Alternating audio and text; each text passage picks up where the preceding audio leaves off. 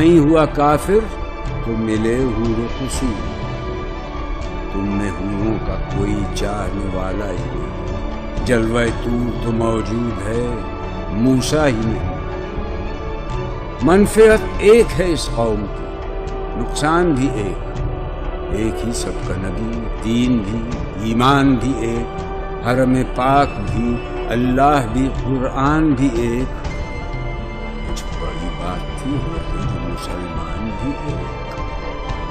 فرقہ بندی ہے کہیں اور کہیں ذاتیں ہیں، کیا زمانے میں پنپنے کی یہی باتیں ہیں؟ کون ہے تارک آئین رسول مختار؟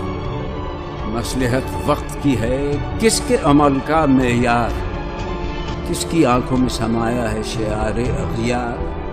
ہو گئی کس کی نگاہ طرز سلف سے بیزار؟ قلب میں سوچ